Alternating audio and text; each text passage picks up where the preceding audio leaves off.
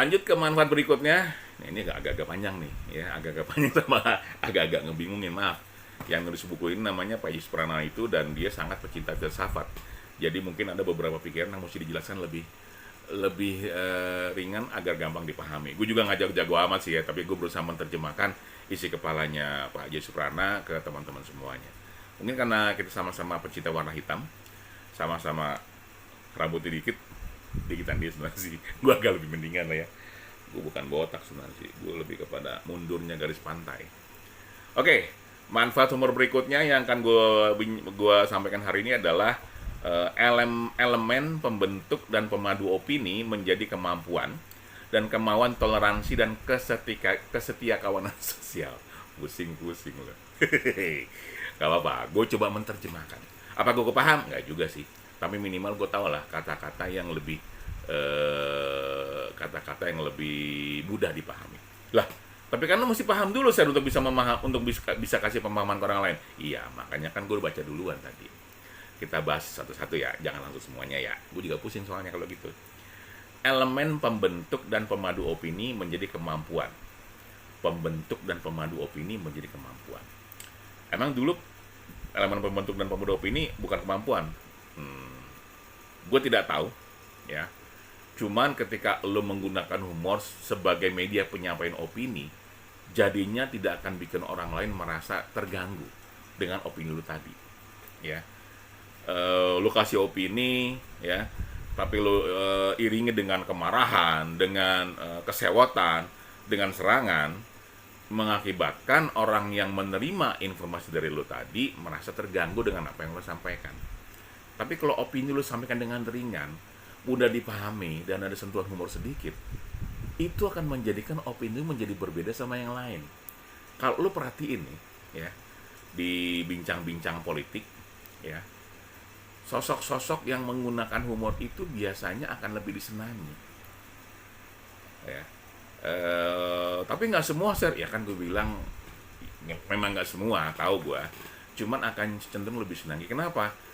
Karena kan bincang politik TV itu adalah bagian dari pertunjukan, ada show-nya. Show itu nggak mungkin lempeng-lempeng aja kayak di kelas kuliah, ya.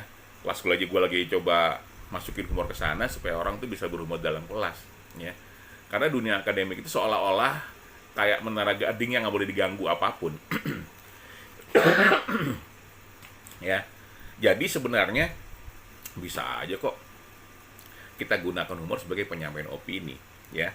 Elemen pembentuk dan pemadu opini menjadi kemampuan.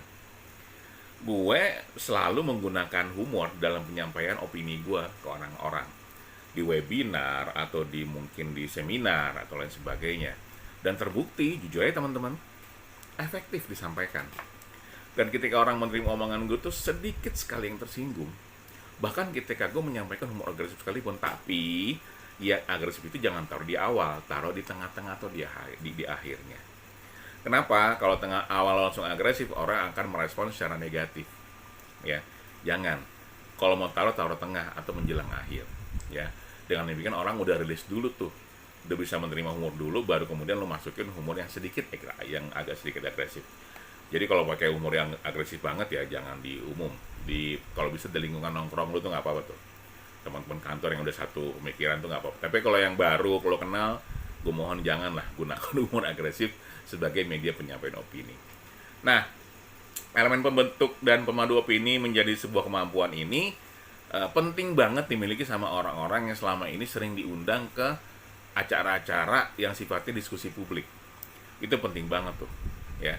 Karena orang akan mendapatkan dua hal, informasi yang didapat dari omongan lo, kedua, kemasan humor yang membuat apa yang disampaikan tadi menjadi lebih ringan dan mudah dipahami. Ya. Oke.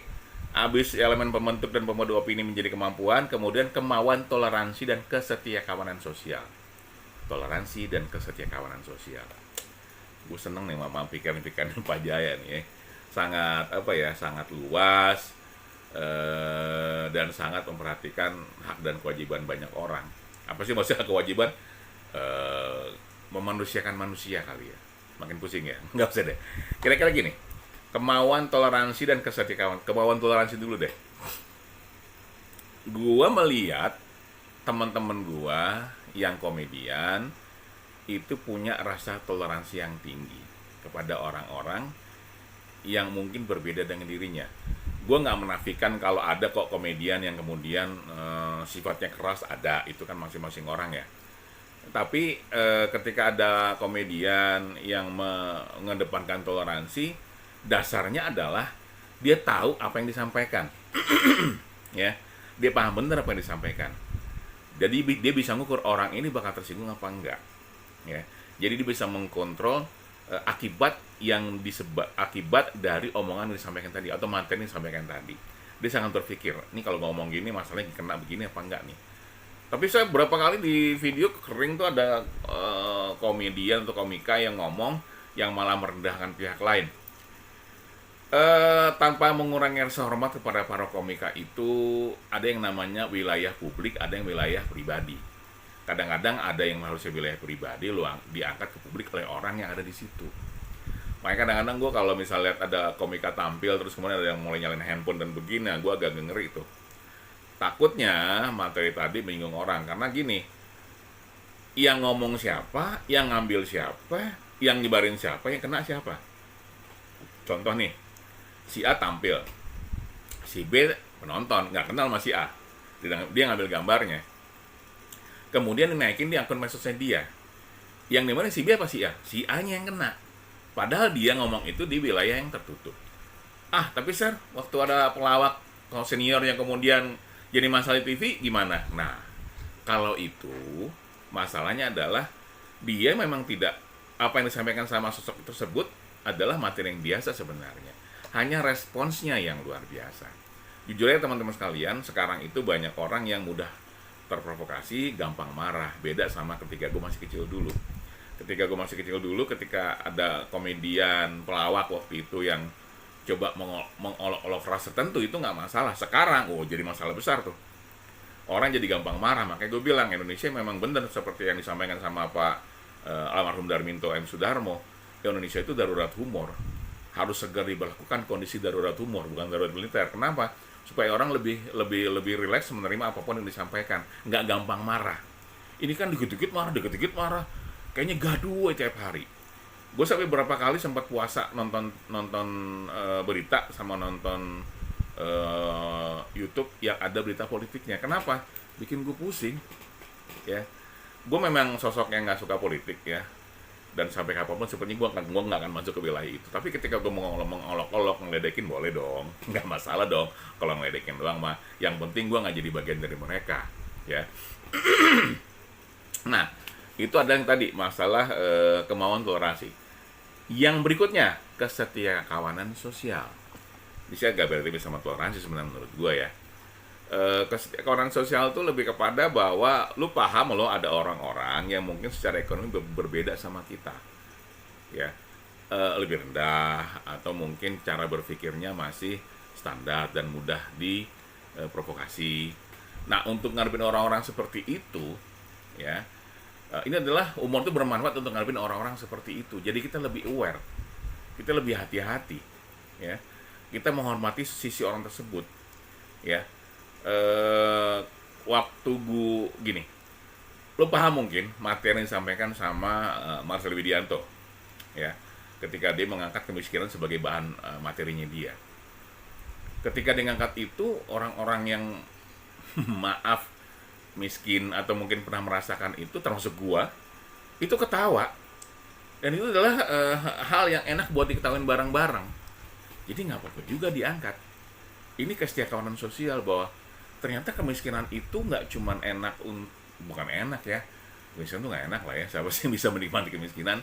Tapi yang gue lihat dari sosok Marcel, dia seolah bisa menikmati kemiskinan sebagai bagian dari hal yang bisa diketawain. Orang mungkin bilang, ya sekarang aja dia udah kaya makanya ngomong gitu. Nggak juga. Ketika orang bisa ngetawain kemiskinan itu, artinya dia punya level yang luar biasa dalam hidupnya. Gue punya fisik yang tidak indah untuk dipandang, tapi apakah gue ngeluh dengan kondisi itu? Enggak, gue menikmati kondisi ini. Gue malah mengolok-olok diriku sendiri. Sama dengan Marcel ketika mengolok-olok kemiskinannya itu. Atau dengan Surya, sama juga ketika Surya sama Marcel ketika ngomongin masa lalunya itu pas. Kenapa? Apa yang diomongin sama mereka juga apa yang gue rasakan.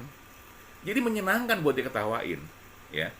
Nah, terus kesetiakawanan sosial ini di mana sih? Kesetiakawanan sosial ketika lu ternyata bisa merasakan apa yang dirasakan oleh masyarakat luas. Apa sih yang bikin lagunya Bang Iwan Fals tuh ngetop? Karena mewakili banyak orang.